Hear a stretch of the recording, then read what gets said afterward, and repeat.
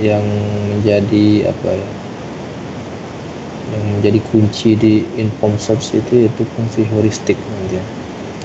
Terus kita lihat contohnya, 2 contoh teknik dari inform search. Banyak teknik lainnya, banyak sekali ya yang canggih-canggih ya. Ini yang sederhana. Ada Grady versus atau GBFS, ada yang ASTAR dan ASTAR. Terus pengayaan materi. Nah, untuk pertemuan keempat ini nanti ada tugas ya, tugas 2 namanya. Ya, sebelum itu kan kita kemarin rencanakan ada 2 tugas 1, tugas 2. Terus nanti kuis masih saya pikirkan berbentuk tugas atau nanti kuis. Oke, saya kira itu nanti tugasnya saya jelaskan. Oke, kita review yang kemarin. Saya kira masih segar diingatan ya, karena baru kemarin kita membahas tentang uninformed search. Jadi kalau uninformed search kemarin apa? Strategi pencarian yang tidak memiliki informasi tambahan. Yang tidak, maksud informasi di sini adalah informasi eksternal. Informasi yang memang di luar dari problem. Kalau informasi internal dia masih ada. Contohnya kemarin ada BFS, UCS, dan Depth First Search DFS. Nah, pada ini strategi di uninformed search itu ya dia brute force ya. Jadi strateginya itu dicoba semua sampai ketemu solusi. Dan nilai setiap petnya sama kecuali di UCS ya. Tapi tetap dia node-nya dicari semua di UCS itu ya, tetap dihitung semua. Walaupun jadi dia nggak fokus, misalkan nggak ke fokus satu lintasan, tapi tetap dihitung semua. Nanti diambil cost yang paling rendah, GN yang paling rendah. Oke, terus biaya lintasan adalah bagian dari masalah, problem, bukan informasi atau pengetahuan tambahan, heuristik. Nanti kita belajar di sini heuristik itu apa ya. Itu bedanya. Jadi ada uninformed search itu dia tidak menggunakan pengetahuan luar atau external knowledge. Sedangkan untuk yang informed search dia menggunakan pengetahuan tambahan atau pengetahuan external knowledge. Dikenal dengan heuristik. Kalau kalian lihat kamus, heuristik itu apa? Heuristik ya, penyelidikan sendiri atau pengalaman. Ya, nanti kita bahas tuh. Oke, itu review pertemuan ketiga. Oke, ini pengantar informed search ya, atau heuristic search. Nah, apa itu informed search? Informed search ya kebalikan dari uninformed search ya, teknik pencarian yang menggunakan pengetahuan spesifik suatu masalah ya. Pengetahuan spesifik dari suatu masalah selain dari definisi yang ada pada masalah itu sendiri. Ya, kalau uninformed tidak menggunakan pengetahuan, kalau informed search menggunakan pengetahuan. Nah, pengetahuan spesifik tersebut membantu algoritma pencarian untuk mencari tujuan. Jadi itu fungsi dari pengetahuan spesifik ya. Jadi dengan adanya pengetahuan spesifik itu nanti memudahkan atau membantu menggait yang memandu algoritma pencarian untuk mencari tujuan. Dan tentunya biasanya lebih cepat timbang yang tidak menggunakan pengetahuan. Terus pengetahuan spesifik biasanya diimplementasikan dalam bentuk fungsi heuristik. Nanti ada seksi tentang heuristic function, fungsi heuristik ya. Setelah jadi ya biasanya seperti itu. Kan pengetahuan kan masih general nih. Apa istilahnya itu kan. Nah, nanti apa sih yang dimaksud pengetahuan itu nanti biasanya diimplementasikan dalam bentuk fungsi ya. Namanya fungsi heuristik. Heuristik bertujuan untuk mereduksi komputasi problem solving. Itu salah satu tujuan dari heuristik. Jadi harapannya dengan adanya pengetahuan tambahan itu algoritma pencarian akan mencari lebih cepat ya, akan mencari solusinya lebih cepat gitu maksudnya. Nah, yang menariknya lagi di sini heuristik bisa efektif tapi tidak menjamin selalu berhasil. Jadi tidak semua ya, tidak menjamin memang ya. Nah, fungsi heuristik itu kadang dia tidak terlalu relevan dengan problem. Nah, kalau kalian lihat kamus tadi ya, heuristik itu penyelidikan ya, atau pengalaman, atau mungkin kalian pernah dengar istilah rules of thumb ya, jadi aturan praktis umum. Jadi kadang di kita itu kan berlaku aturan-aturan umum yang kadang berhasil, kadang enggak, based on case ya kan. Kadang bagi orang lain aturan itu berhasil ya, tapi bagi kita mungkin enggak gitu. Bisa jadi seperti itu ya. Aturan-aturan umum itu banyak sekali aturan umum. Oke, fungsi heuristik berperan penting dalam info search. Nah, ini contoh heuristik umum. Contohnya misalkan periksa kondisi ban dan rem sebelum bepergian. Ini contoh-contoh heuristik ya. Heuristik tuh nggak cuma di sini istilah heuristik tuh, di mana di bidang lain juga dipakai, ada di bidang psikologi gitu ya. Jadi ini kata umum ya, kata apa ya, generik lah kan, tergantung dari bidang tersebut untuk mendefinisikan istilah heuristik. Tapi di sini masih mirip ya, antara yang umum dengan di bidang komputer.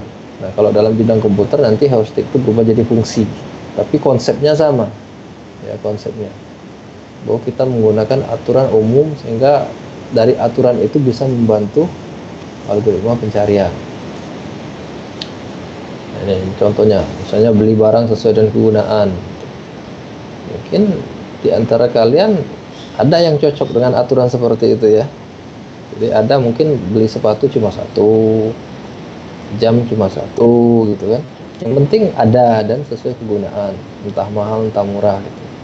Tapi ada juga orang yang stylenya beda-beda. Seperti teman saya itu, dia nggak cukup satu sepatu gitu ya. Jadi udah ada waktu-waktunya kan. Kalau untuk santai pakai sepatu ini, kalau untuk ke kantor pakai sepatu ini. Jamnya juga gonta-ganti gitu. Ya karena dia ya beda gitu. Berarti aturan apa ya? Aturan umum beli barang sesuai kegunaan itu mungkin nggak terlalu berlaku bagi dia. Nah, itu maksudnya ya. Jadi makanya maksud istilah apa, heuristik bisa efektif tapi tidak menjamin selalu berhasil. Contoh lagi nih, ini sering saya gaungkan ya, saya ini apa ya, menasihati kalian dan juga diri saya sendiri. Kadang ini penting ya, tapi kadang kita sering lupa ya. Mungkin banyak faktor. Mungkin ada yang, kalau saya kepengen seperti ini ya, jadi komit ya, konsisten untuk tidak menunda, tapi kadang pasti aja kelewat gitu. Tapi ada juga mungkin dari kalian nggak terlalu senang gitu kan, bisa lah nanti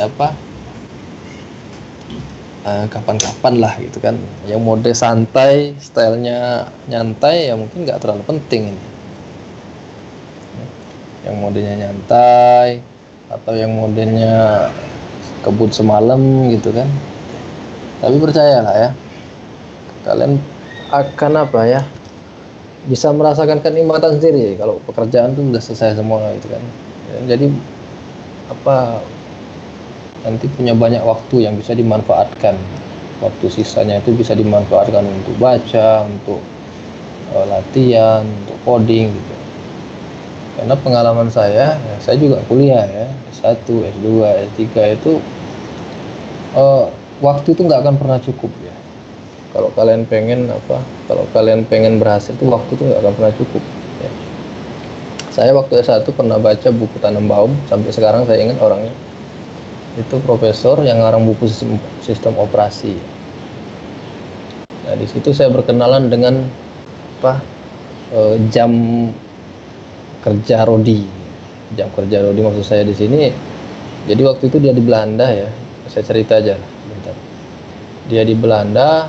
Jadi atmosfer di Belanda sama di Amerika itu beda. Kalau di Belanda kan awal-awal nyantai gitu, tidak terlalu inilah.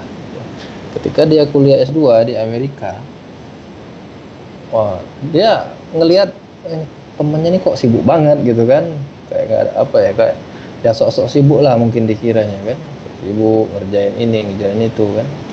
Ternyata setelah semesteran nilai dia paling kecil ya, temannya gede semua nilainya kecil. Terus bertanya, pintar Tannenbaum itu pintar ya? Terus dia bertanya-tanya, ini apa yang salah dari saya? Gitu. Oh, ternyata ritme, ya, ritme cara belajarnya itu. Diperhatikannya teman-teman yang di Amerika itu mereka tuh tidur paling cuma 4 jam. Sisanya apa? Bukan untuk main, bukan untuk apa ya, males-malesan, bukan belajar, ya, belajar.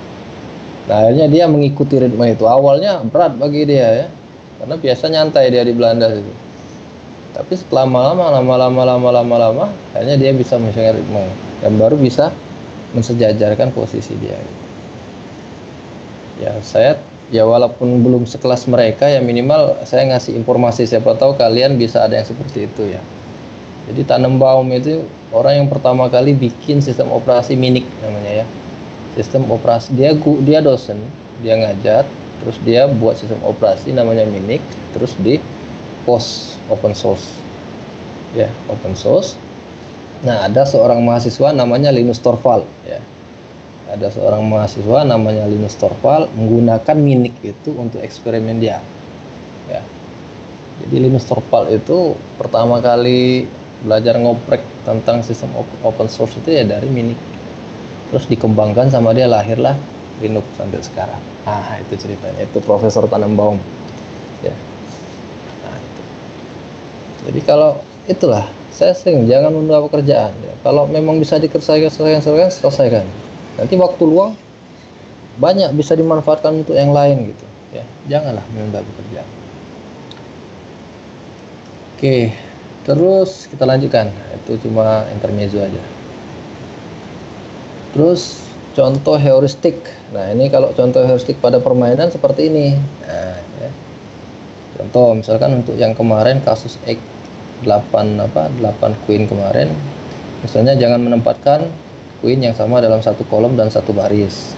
Ini kan semacam aturan ya, aturan yang diperoleh mungkin dari pengalaman kita bermain. Ya. Misalnya strategi lah, bisa jadi bagian dari strategi kan. Terus permainan Othello atau reversi ya, mungkin yang hitam putih bolak-balik itu.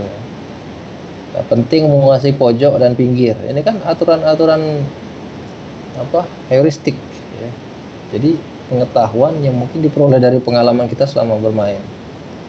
Nah, nanti si agent atau komputer nanti ketika dia main Othello, dia akan memprioritaskan ini dulu ketimbang kotak yang lain gitu kan. Jadi ini mungkin bobotnya diberi tinggi gitu kan, sehingga kalau ada pilihan-pilihan dia akan memilih ini dulu ya. Kalau misalnya ada peluang untuk memilih, dia akan memilih pojok atau pinggir, baru ke tengah atau yang lain. Ini salah satu manfaat fungsi heuristik. Nah, ini harus ditanamkan, jadi pengetahuan ini kan ditanamkan, dikasih tahu ke agen kan, ini loh pengetahuan tentang permainan ini, nanti diterapkan. Seperti itulah contohnya ya. Atau pada permainan catur ya. Ini permainan pada permainan catur. Pada permainan catur misalnya korbankan pasukan untuk bongkar pertahanan. Nah, ini kan kadang ada yang seperti ini, walaupun ini nggak mesti berhasil gitu ya. Kadang kita udah ngorbanin tapi karena strategi kita masih salah, justru malah membuka pertahanan kita gitu. Jadi nggak selalu efektif. Jadi, itu kuncinya ya, heuristik itu nggak selalu efektif, nggak selalu berhasil, tapi cukup efektif. Oke, nah, itu tentang heuristik. Sekarang kita masuk ke fungsi heuristik. Jadi apa sih fungsi heuristik? Nah, kalau tadi tentang heuristik, sekarang kita bicara tentang fungsi heuristik atau HN, nanti dikenal dengan HN. Oke. Jadi fungsi heuristik itu mengambil simbol ke n dan memberikan bilangan non negatif. Berarti ya memang jangan yang negatif ya, harus non negatif karena positif ya. Sebagai perkiraan biaya terendah dari node ke n ke node tujuan. Nah, berarti nanti ada sebuah nilai nanti di setiap simpul ya. Nah, nilai itu dinamakan dengan nilai heuristik nanti, atau fungsi heuristik boleh nanti. Karena namanya bentuk fungsi ini kan, di dalam fungsi kan macam-macam gitu. Kalau misalnya diterapkan di catur nanti beda dengan yang diterapkan di Othello kan, atau reversi tadi. Oke, Nah, fungsi HN, fungsi heuristik ya bisa diterima. Jadi kadang harus masih rasional ya, harus sesuai. Makanya bisa diterima ini bahwa fungsinya itu harus lebih kecil dari biaya sebenarnya, jadi jauh terendah. Kemarin kan ada pet cost ya.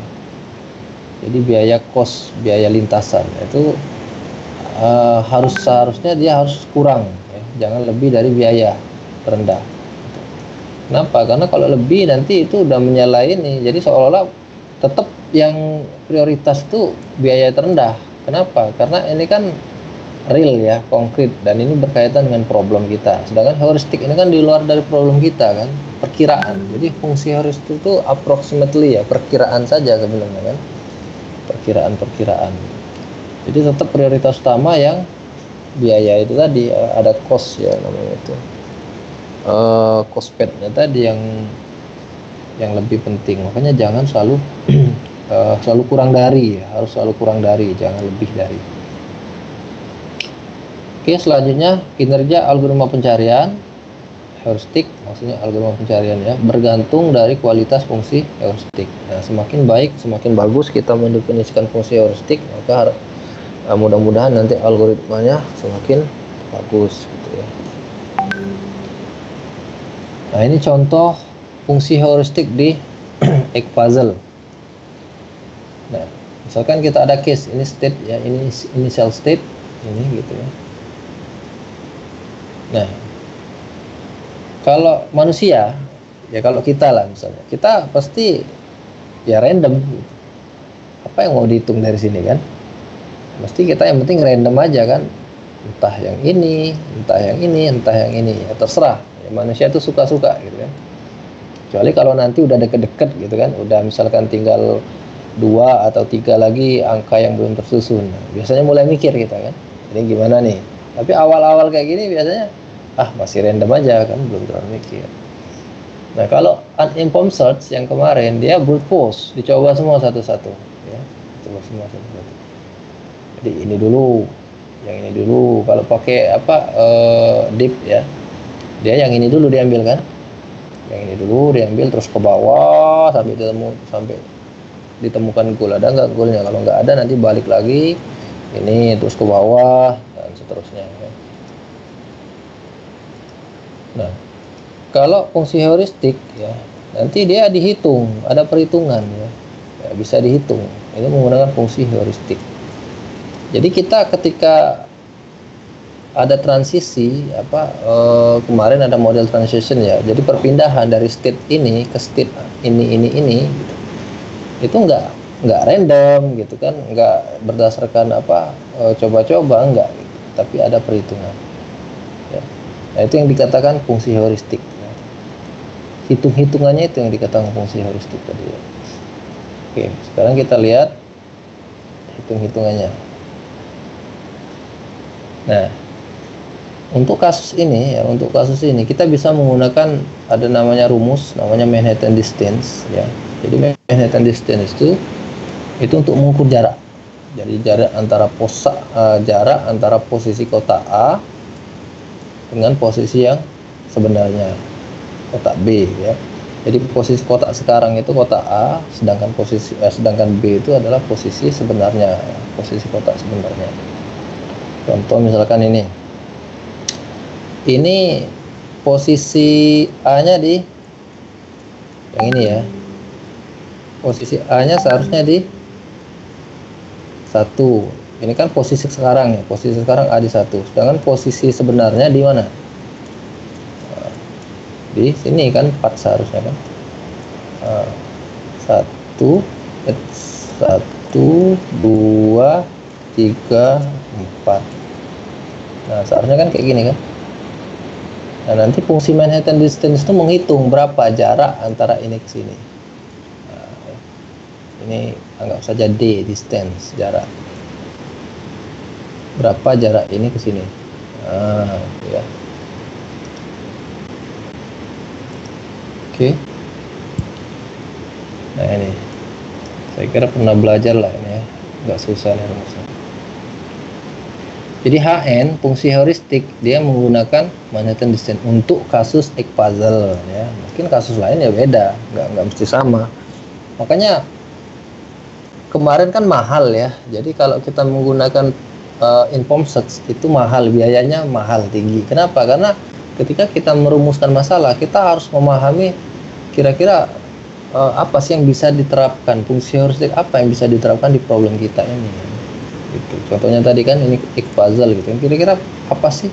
Kan mikir kita kan, harus cari metode, harus menelaah permasalahan, dan itu butuh waktu, butuh apalah ya, biaya dan lain-lain. Makanya dikatakan mahal di sini ya. Tapi nanti hasilnya lebih efektif ya, ketimbang yang uninformed. Itu walaupun agak lama mungkin ketika mencari fungsi heuristiknya. Oke. Nah, terus nilai HN terkecil akan dipilih sebagai simpul berikutnya. Saya kira paham lah ya, ini nggak terlalu susah. Nah, ini contohnya. Ini tadi ke kiri, tengah, kanan. Pilih mana kan tadi? Nah, ini kita bisa hitung nih ya. Gambar di samping adalah perhitungan fungsi heuristik. Kiri, tengah, kanan. Nah, untuk yang sebelah kiri kita dapat 10 totalnya HN-nya. Sedangkan tengah 10 juga. Sedangkan yang kanan 12. Jadi kalau kita pakai pencarian inform search, nah dia nggak akan mungkin milih yang ini ya. Nah, karena nilainya lebih tinggi. Jadi paling salah satu dari ini yang dipilih, apa ini. Nah, tapi misalnya saja ini nilainya 8, otomatis ini yang dipilih ya, karena lebih kecil. Oke, bagaimana cara menghitungnya? Dapat dari mana angka-angka ini ya? Kok 1, kok 3, kok 0? Ini dapat dari mana ini? Ini dari perhitungan Manhattan Descent tadi. Nah, ini contohnya. Jadi kalau kita expand tadi ya, bahwa Manhattan Descent itu kan X1, X2, Y1, Y2. Sebenarnya ini rumusnya yang asli itu ya. Nah, tadi A posisi awal itu X1, Y1, B posisi sebenarnya X2, Y2.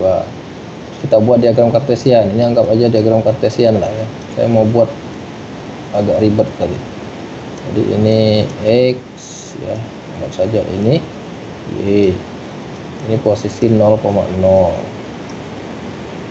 Nah, kita ambil kasus contoh pada kotak 7. Yang ini, kotak 7 berarti ini ya. Nah, dari mana nilai 3? Kok dapat nilai 3 ya kan? Nah, dari sini perhitungannya. Ya. A itu posisinya 1,2. Dia kan posisinya di sini 7, ya kan? Ini posisi A. Sedangkan posisi B-nya di mana? 1, 2, 3, 4, 5, 6, 7. Di sini kan posisi B. Nah, ya.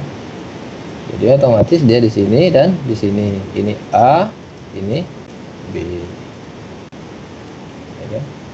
Tinggal masukin aja A 1,2, B 0,0, terus nanti dicari distance-nya. Rumusnya ini X1 kurang X2, Y1 kurang Y2.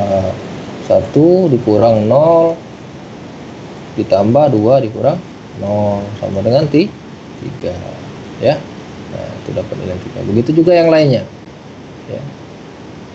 Begitu juga yang lainnya. Nah, nilai 10 ini dapat dari mana? Gabungan ditambahkan. Atau nilai 12 nih kan, ditambahkan aja 1 tambah 3 tambah 0 tambah 1 tambah 1 tambah 2 tambah 2 tambah 2, dapatlah nilainya 12.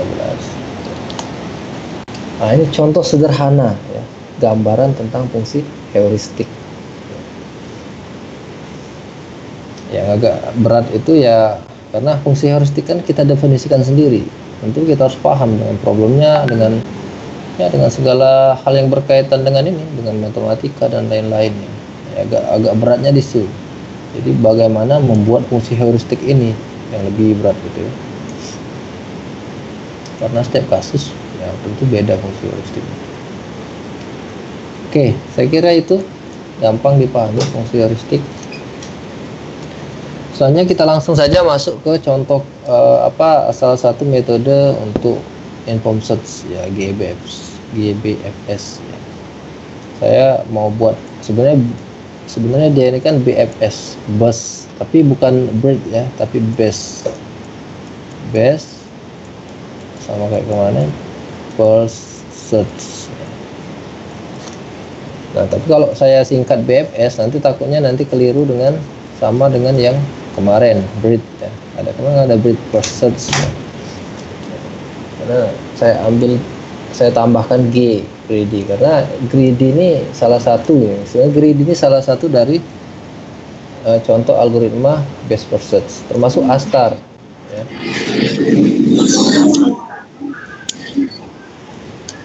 Nah, nanti setelah ini ya, ASTAR ini juga salah satu jenis algoritma dari best first search ya. Tapi gampangnya ya kita sebut ASTAR, terus ini kita biar enak aja ya. Sebenarnya sama aja best first search semua mereka ini, cuma nanti ada beda perhitungannya. Oke. Nah, pada BFS best first search, simple node dipilih berdasarkan penjelajahan atau ekspansi suksesor sampai ditemukan tujuan atau tidak ada suksesor lagi yang harus dijelajahi. Ya sama lah, jadi dia tetap pakai tree, pakai pohon pencarian nanti itu ada suksesor dan lain-lain ya. Tapi simpul yang dipilih itu berdasarkan fungsi heuristik. Itu aja bedanya dengan yang kemarin ya. Tuh. Terus pada DBS simpul dipilih berdasarkan penjelajahan ke dalam dan melakukan, oh ini kok DFS ya, sebentar, ini yang kemarin burst ya. Ini makanya sering bingung, ini yang breed ya. Ini menjelaskan yang kemarin, yang uninformed search semua nih. Ini BFS, ini DFS, ini breed for search, ini deep for search ya. Tuh. Jadi ini menjelaskan, ini yang dua ini informed search yang kemarin. Makanya bingung karena nggak dikasih tadi. Ini breed bukan base ya. Nah, sedangkan pada GBFS, nah, simpul dipilih berdasarkan aturan yang telah ditentukan menggunakan fungsi heuristik. Itu aja bedanya ya. Kalau yang breed first search ya dia tetap memilih simpul, tapi simpulnya itu dipilih semua tanpa ada pertimbangan lain sampai ditemukan goal. Sama kayak DFS juga, cuma bedanya kalau yang BFS ini melebar, habiskan dulu satu level baru ke level berikutnya. Kalau DFS ini menjelajahi level gitu ya, ke dalam gitu kan. Nanti dia turunannya itu dijelajahi semua. Terus nanti kalau nggak ketemu baru naik lagi, terus jelajahi lagi gitu. Sedangkan pada GBS dia nggak seperti itu, dia bergerak. Jadi ekspansinya atau penjelajahannya itu bergerak berdasarkan itu tadi fungsi heuristik ya. Nanti misalnya ini saya disuruh milih salah satu, nah, dia akan milih salah satu, misalnya milih ini, terus habis milih ini baru nanti ada lagi gitu kan. Milih yang mana. Jadi setelah dia milih pasti melibatkan fungsi heuristik. Oke. Kita langsung saja lihat contohnya. Nah, misalkan ini yang kemarin ya, Arat ke Buhares. Nah, apa fungsi heuristiknya? Kan sama kasusnya yang kemarin ya. Yang pertanyaannya apa fungsi heuristiknya? Kira-kira apa fungsi heuristik yang bisa kita buat untuk membantu algoritma greedy ini ya, greedy. Nah, kalau di buku itu kan ini nih, ada strike line distance ya. Strike line kan garis lurus ya, jarak garis lurus. Nah, jarak garis lurus itu apa gitu kan? Mungkin masih bingung. Kalau di buku kan nggak dijelasin tuh bukan apa ya. Intinya ya kita ini aja jarak lurus gitu kan, apa ini misalkan ini kita buat aja. Jadi setiap kota tuh punya jarak lurus. Misalnya jarak lurus ke goal. Nah, tentu ini ada ukuran kan. Nah, beda dengan pet, ini pet cost. Sedangkan heuristik itu ini nanti nilai jarak lurusnya ini. Ya. Tuh. Nah, ini ada data-datanya. Jadi kalau Buhares kan 0, kenapa ya? Karena ini goal kan. Sedangkan Arat ini startnya. Nah, yang lain sama. Jadi setiap kota itu punya jarak lurus. Nah, kalau kita terjemahkan maksudnya apa? Ya gampangnya penggaris mistar. Nah, ini contoh dari saya ya, contoh sederhana maksudnya straight line tadi ya. Jadi misalnya kita punya peta, ini anggap ini beneran ya. Jadi anggap aja ini datanya aktual, data bener gitu ya, faktual, data bener. Dan ini benar juga nih. Misalnya 87 kilo, 92 kilo gitu kan. Misalnya kita punya peta, punya map, nah kita ambil nanti garis lurus. Terus kita ukur gitu kan. Misalnya dari Arad ini ternyata berapa nih, 366 cm misalnya gitu ya. Karena saya nggak tahu dia pakai straight line ini pakai apa dia ngitungnya. Saya asumsikan ya namanya penggaris atau mistar itu kan bisa untuk membuat garis lurus kan. Nah, seperti itu. Nah, ini yang dikatakan heuristik tadi ya. Heuristik. Kira-kira menurut kalian masuk akal nggak? Agak masuk akal gitu ya. Agak masuk akal. Walaupun nggak terlalu efektif, ya kan? Nggak terlalu efektif. Masuk akalnya di mana? Masuk akalnya gini. Misalnya, nah, misalnya ini ya, ini aja contohnya. Dibandingkan ini misalnya. Nah, secara visual, ya tentu lebih kelihatan ini lebih dekat ketimbang ini kan. Gitu. Ya. Jadi ya ini bisa digunakan ya, bisa digunakan untuk kasus ini ya, untuk kasus ini, walaupun nggak terlalu efektif juga kan, karena misalkan mana contoh yang agak sama, misalnya ini masih ya, ini kan agak mirip-mirip kan, agak mirip-mirip, padahal ini tentu lebih panjang ini daripada ini kan, tapi dia selisihnya nggak terlalu jauh kalau kita menggunakan garis lurus. Itu ya maksudnya tadi ya. Jadi bisa efektif, bisa juga enggak heuristik tadi. Tapi di contoh ini fungsi contoh fungsi heuristik tadi ya garis lurus atau penggaris. Nah, itu contoh. Nah, saya kira mudah dipahami ya. Nanti selain ini ada enggak fungsi heuristik lain? Ya, bisa jadi gitu, harus dicari tahu gitu kan. Kalian harus mendalami dulu problem di di sini gitu. Mungkin ada lagi fungsi heuristik yang dipakai. Oke, terus kita hitung ya. Nah, kita menggunakan fungsi heuristik. Jadi bukan pet lagi yang kita gunakan ya. Jadi misalkan Arad ke Sibiu. Kalau Arad ke Sibiu itu 140 kan. Ini pet, ini pet cost-nya. Informasi yang memang informasi internal ya. Nah, ketika perhitungan dia tidak menggunakan informasi internal, tapi yang digunakan langsung fungsi heuristiknya gitu kan, bahwa jarak garis lurusnya yang digunakan. Arad ke Sibiu, misalnya kita garis Arad ke Sibiu, nah ini jarak garis lurus ini berapa? Bukan ini ya, jarak sebentar, Sibiu mana Sibiu? Nah ini 253. Jadi ini jarak antara Sibiu dengan Bukares. Ya. 3. Jadi 253 ini jarak antara Sibiu dan Bukares. Itu yang kita pakai, termasuk yang Timisoara, Zering. Nah, ini di-expand semua tiga-tiganya kan, terus dicari yang paling kecil mana. Ternyata di antara ketiga ini yang paling kecil adalah Sibiu. Oke, kita pilih Sibiu. Terus nanti dari Sibiu sama di-expand juga kan. Terus yang paling kecil mana? 176 ya. Nah, 176 berarti ini yang dipilih kan. Ini kan tinggi semua nih heuristiknya. Ini yang paling rendah.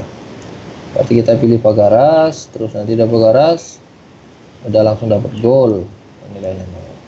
Udah gitu aja ya. Jadi sederhana.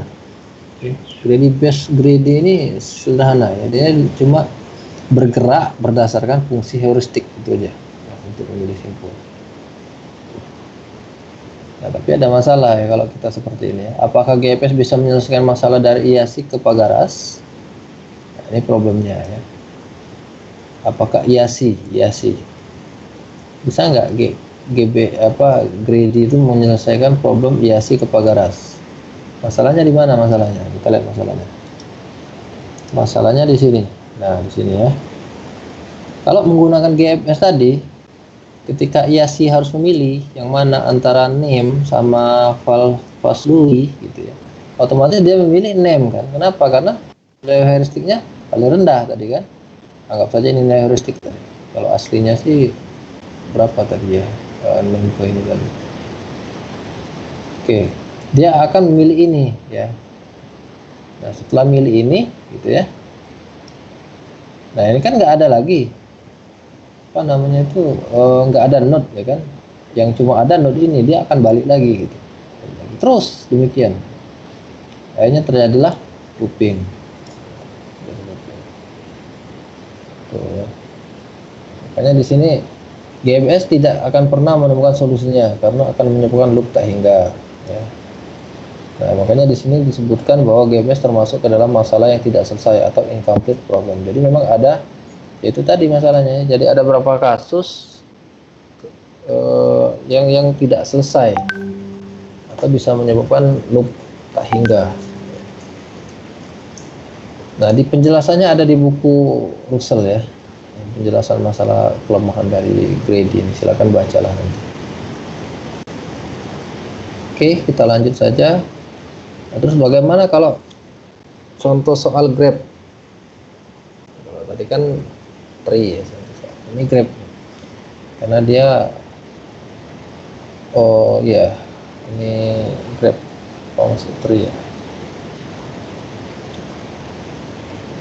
Oke, bagaimana cara mencarinya? Nah, ini bisa kalian lihat nih, ada S mulai ya, goalnya E ya. Terus fungsi heuristik. Nah, fungsi heuristiknya mana? Kalau ini kan pet cost 7 ini. Fungsi heuristik itu yang ada di dalam state-nya. Nah, ini fungsi-fungsi heuristik. Nah, cara ngitungnya sama.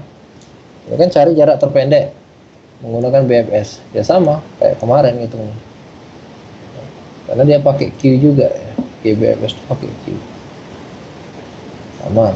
Jadi saya kira ini nggak perlu saya jelaskan lagi lah, sama seperti kemarin ya. Tapi dia lebih cepat langkahnya. Karena dia nggak perlu ngecek. Kalau kemarin kan misalnya kita gini. Kalau kemarin kan kita cek semua, misalnya ini dipilih nih, misalnya 2 paling kecil gitu ya. Kita pilih sini. Terus dia dari sini ke sini misalnya. Nah, ketika mau lanjut lagi sini, ini dibandingkan dulu dengan yang ini gitu. Kalau yang BFS kemarin kan. Nah, jadi dia back lagi kan. Nah, kalau heuristik enggak, langsung aja dia. Jadi nggak perlu balik-balik lagi. Langsung misalnya ini dipilih misalnya ya. Nanti misalnya ini ada 2 nih. Yang mana yang paling kecil? Ya. Yang paling kecil ini kan 6. Dari sini. Ini lihat nih. Ada 9, 7, 8. Nah, berarti milih yang 7. Terus yang 7 ini ada 2, 8, 6. Berarti kita milih ini gitu ya. Terus ini ada 2 juga, 6, 3. Berarti kita milih ini. Nah, baru dapat, langsung dapat. Jadi lebih cepat langkahnya kan. Thread. Jadi nggak perlu lagi dibanding-bandingkan sama yang lain. Itu aja. Ini penjelasannya sama dengan yang kemarin ya. Kira saya jelaskan lagi. Dia pakai konsep Q sama. Nah, ini. Terus kita langsung ke R star. Nah, di R star ini, jadi R star ini salah satu contoh dari best first juga selain greedy ya. Nah, bedanya apa? Ya, kalau Astar akan mengevaluasi node yang akan dipilih dengan 2 fungsi. Jadi dia mirip UCS Astar itu kan. Tapi kalau bedanya UCS kan cuma GN saja yang dipakai biaya lintasan. Nah, kalau Astar dia dua-duanya nanti. Jadi biaya lintasan dipakai, nilai heuristik juga dipakai. Jadi seolah-olah Astar itu gabungan antara UCS dan GFS. Nah, jadi MN, FN itu GN plus HN. Nah, ini akan dijadikan fungsi heuristik oleh Astar. Nah ingat, tapi proses pemilihannya mirip UCS ya, jadi tetap harus dibandingkan semua ya, karena memang mirip, karena dia menggunakan biaya lintasan kan. Nah, gitu. Jadi tetap harus dibandingkan. Bedanya ya dia cuma ada penambahan nilai heuristik saja. Langsung contoh saja. Ini punya, misalnya kita ingin mencari jarak dari Arad ke Bukares, terus ini fungsi heuristiknya.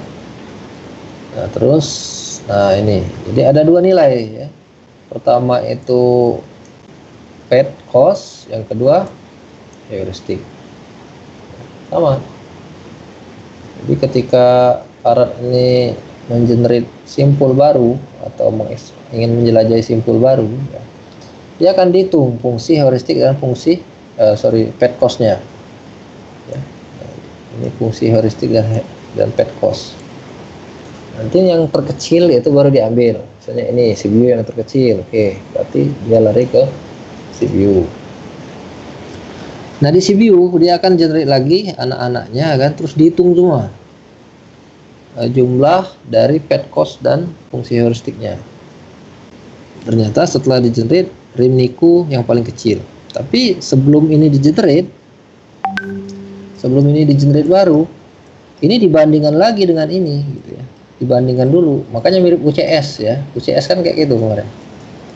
Jadi tetap dibandingkan dengan yang awal ya. Nah, setelah dibandingkan ternyata ini masih kecil ya dibandingkan yang ini. Berarti ini masih dipilih. Terus nanti dia generate baru. Nah, sudah generate baru, dapatnya yang terkecil mana? Yang ini. Tapi ini harus dibandingkan sama yang ini. Ya. Ternyata setelah dibandingkan ini yang lebih kecil. Hanya pindah ke sini ya. Ininya apa namanya prosesnya lah ya, pindah ke sini ya. Pindah ke node ini. Untuk pemilihan node barunya pindah ke sini. Ya. Tuh. Terus dari pagar harusnya dia mengenerate lagi node baru. Buhares. Dari Buhares ini ada dua node baru, ini yang paling kecil. Nah, ini dibandingkan lagi ke sini. Ya, dibandingkan lagi bolak-balik sama seperti kemarin, bolak-balik ya. Karena ini lebih kecil berarti ini yang diambil. Ya. Dites T. Nah, setelah di-generate ternyata dari 3 ini yang paling kecil. Terus ini dibandingkan ke sini. Ternyata setelah dibandingkan ini tetap paling kecil. Kayaknya ditemukan jaraknya ini. Nah, beda dengan yang GBFS ya. Kalau GBFS tadi dia ini. Ya, nah, itu. Nah, jadi ya saya kira lebih optimal Astar. Kenapa? Karena ya memang tergantung fungsi heuristik ya. Tapi kalau fungsi heuristiknya itu bagus, ya hasilnya lebih bagus, kan? Karena semakin banyak informasi kan. Tapi kalau semakin banyak informasi, semakin banyak pengetahuan algoritmanya gitu ya. Oke, nah sekarang bagaimana dengan ini? Nah, silakan kerjakan di rumah. Jadi prosesnya sama seperti kemarin ya. Ini untuk latihan kalian. Siapa tahu nanti masuk keluar soal di UAS atau di apalah ya. Silakan dikerjakan aja lah untuk latihan. Insyaallah nanti kalau memang dikerjakan minimal ada inilah, kalian dapat ilmu lah ya, nggak mungkin sia-sia lah ya. Oh ngerti caranya kayak gini, udah cukup, udah minimal bisa nambah informasi, nambah pengetahuan. Oke, saya kira itu. Saya target saya 1 jaman lah ya. Karena nanti siapa tahu nanti ada yang mau kuliah kan.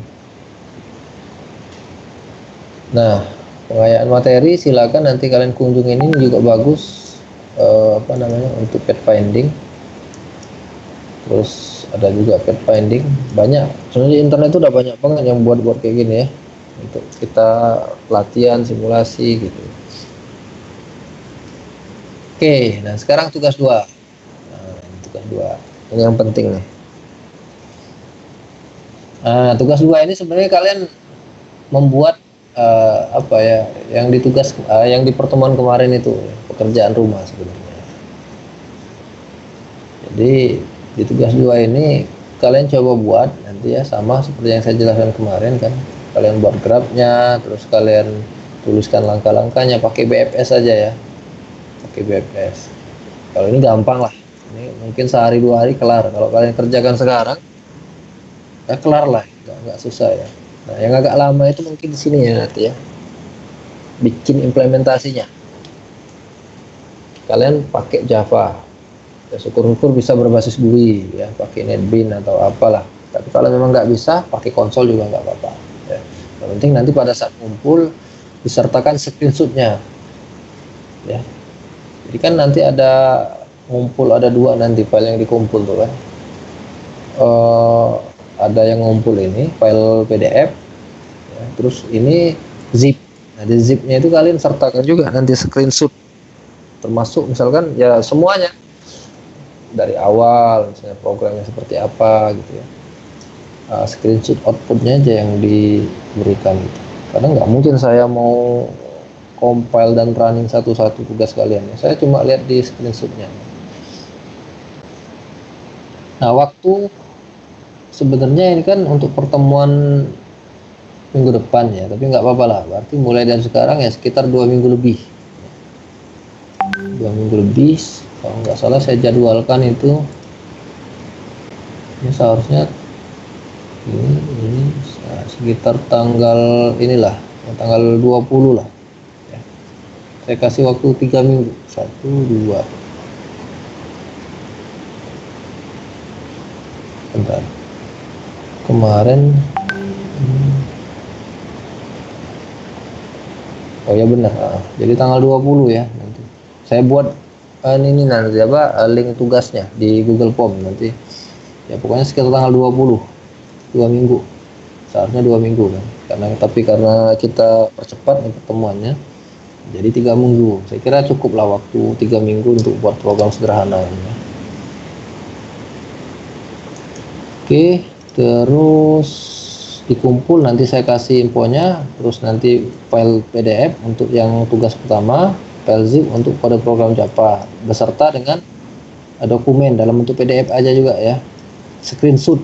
Nah ini saya lupa ngasih ini, disertai screenshot itu bahasa Indonesia ya, luaran program OSS ya, screenshot. Nah ini ya, nah, file zip untuk kode program disertai luaran program screenshot. Nah, ini pakai PDF, jangan gambar ya.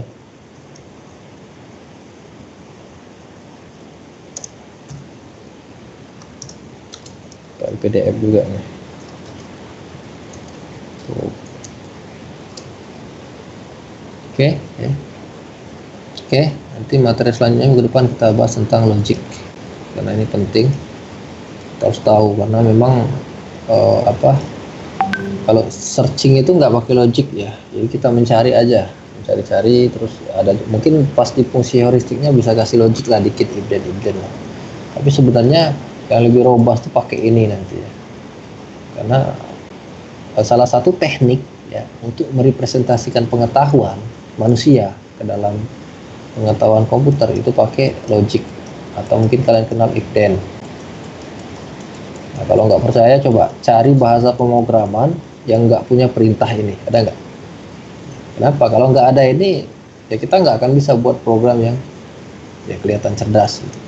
Nah, dengan ada, kalau perulangan kan nggak cerdas itu, perulangan itu kan cuma untuk mempersingkat apa namanya itu perintah gitu ya. Nah, sedangkan yang berperan penting di kecerdasan program itu ya if then ini.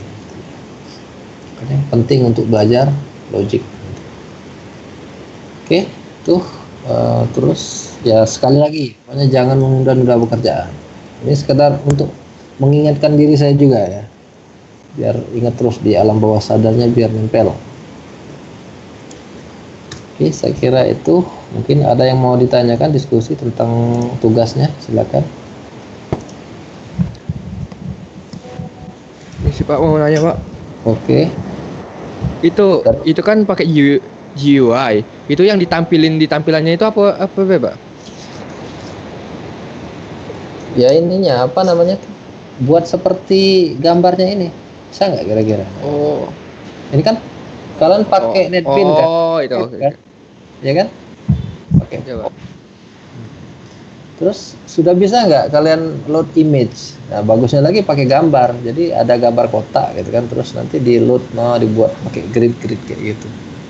Ya pokoknya terserah kalian lah ya. Intinya ya bisa nggak semirip ini gitu. Tapi nggak harus mirip-mirip juga gitu kan. Yang penting ada jalurnya gitu ya. Bisa digerak-gerakin. Gitu.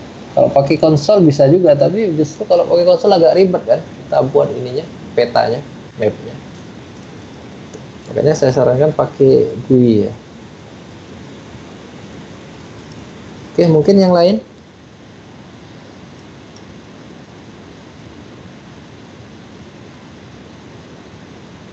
Oke, kalau nggak ada saya Pak, mau nanya Pak. Untuk tugasnya itu boleh pakai PHP, HTML atau JS nggak Pak? Oh gitu. Nah, boleh juga kalau mau ini, kalau memang kenapa saya menyuruh Java karena ya kalian kan belajar Java ya. Tapi kalau memang kalian punya skill di luar Java, oke, saya kira nggak masalah. Oh, oke. Terima kasih Pak. Ya defaultnya Java gitu. Tapi kalau memang punya skill selain Java dan itu lebih menguasai, ya silakan, sah-sah saja, nggak masalah. Yang Oke, penting ada baik. maksudnya ya. Iya, makasih Pak. Oke. Yang lain?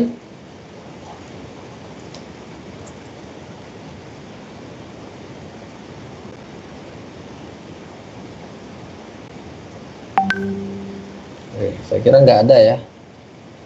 Oke, tinggal 5 menit lagi. Mau 1 jam. Saya kira cukup hari ini, pertemuan hari ini. Nanti kita sambung lagi ke minggu depan ya. Terima kasih atas kehadirannya. Assalamualaikum warahmatullahi wabarakatuh. Selamat pagi menjelang siang. Waalaikumsalam warahmatullahi wabarakatuh. Terima kasih, Pak. Oke. Terima kasih, Pak. Yuk.